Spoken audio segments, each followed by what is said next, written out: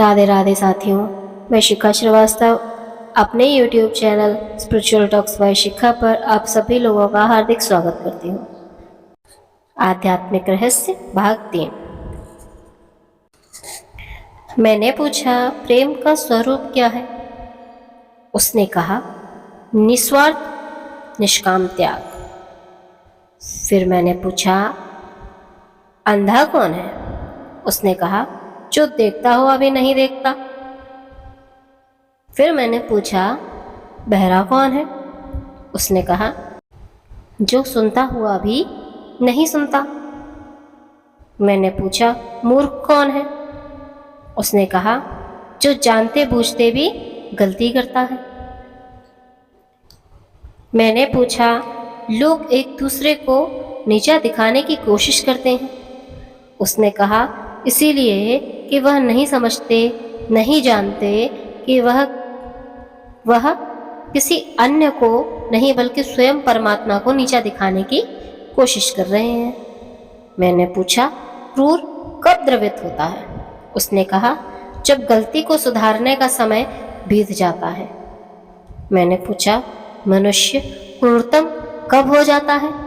उसने कहा, जब उसका विवेक बदले की आग में जलकर भस्मीभूत हो जाता है।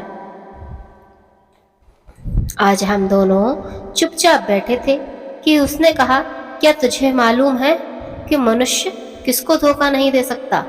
मैंने कहा, नहीं, मुझे नहीं मालूम। उसने कहा, मनुष्य अपने दिल और दूसरे के दिल को धोखा नहीं दे सकता। मैंने कहा, जब वह असीम, अव्यक्त, निराकार, अलौकिक, अनंत, अज्ञेय आदि है तो फिर उसे किस तरह पाया जाए? उसने कहा, जो जैसा होता है उसको उसी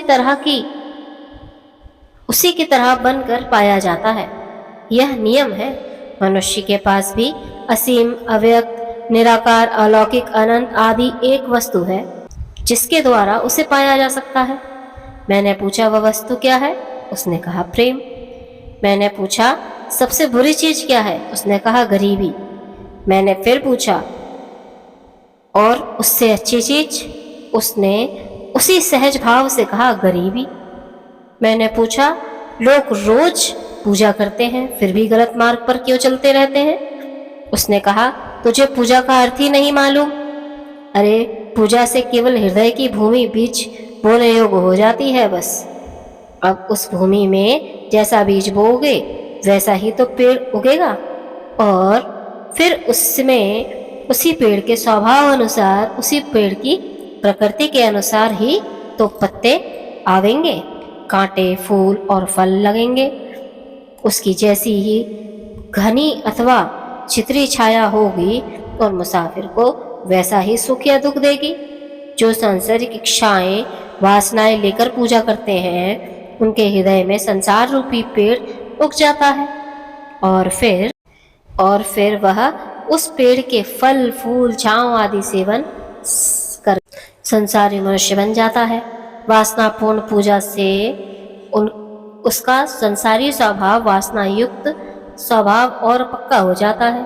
अरे, संसारी मनुष्य में तो छल, कपट, राग, द्वेष, मोह, माया, क्रोध, स्वार्थ आदि सभी कुछ स्वाभाविक होते ही हैं।